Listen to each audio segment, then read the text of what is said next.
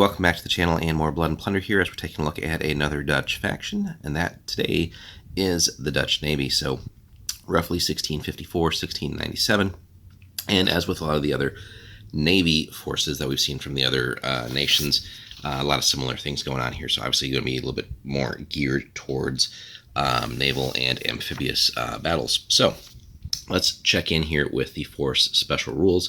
So you get some really neat just buffs across the board with this force. So first up then, every ship in the force gains shallow draft. So just for free, no points required there. So that's always a neat ability. Then you get +2 to determine the attacker in a scenario. So again, any buff to that roll is always nice as well. It's not the +3 that we see in some forces, but still any plus to that roll can always be good. And then you have essentially two force options that you can go with here. First one, the Zeelanders.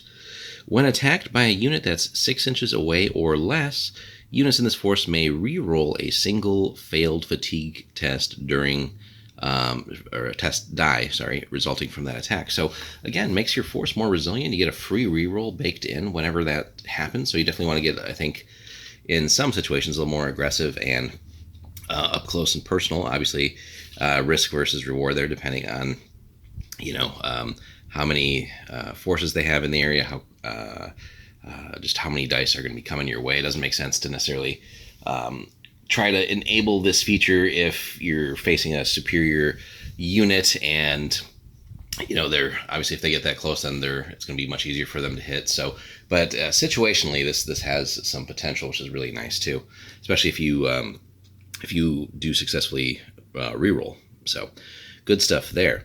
Now, if we go the other option, if we want to just, I think, buff our naval, our ships even more, as opposed to just the shallow draft rule, which we get anyway, we can go with ships of Horn, and then all ships in this force also have the heavily built ship trait. So between essentially potentially everyone having shallow draft and heavily built, that's kind of bonkers to get two upgrades for all your ships in the force. So heavily built basically lets you ignore a little bit of damage, potentially from artillery against your ship. So just it's another situational one, but again, chance to ignore damage and keep your ships in the fight that much longer is good stuff there. So some interesting choices there.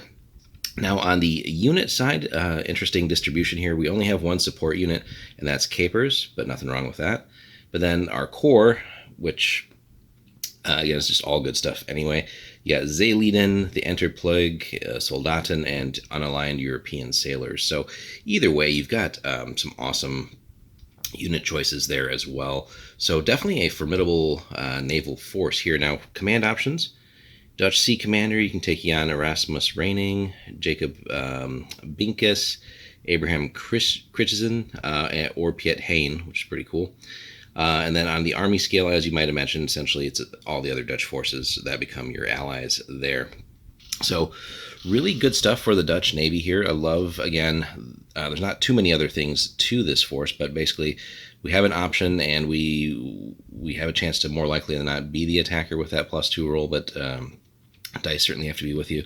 But then if we really want to go all in on just making our ships the best that they can possibly be, having access to, again, shallow draft and heavily built across the board. And obviously this gets better and better the larger game size you play, right? The more ships you have with these two built-in rules, the better. But if we wanted to test that out with these Zeelanders buff here, that in the right situations, hopefully that reroll can make a difference for you and just keep you again in the fight much longer. So potent force. We don't actually play Dutch yet, we should say, but interesting to see that.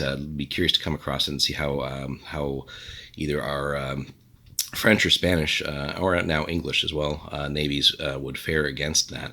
Let us know in the comments, guys, if you have run the Dutch Navy, how you've set it up, and where your successes and failures have been with that. Be sure to like and subscribe as well. We'll have more Blood and Plunder for you soon as we keep working our way through the Dutch. Thanks for watching.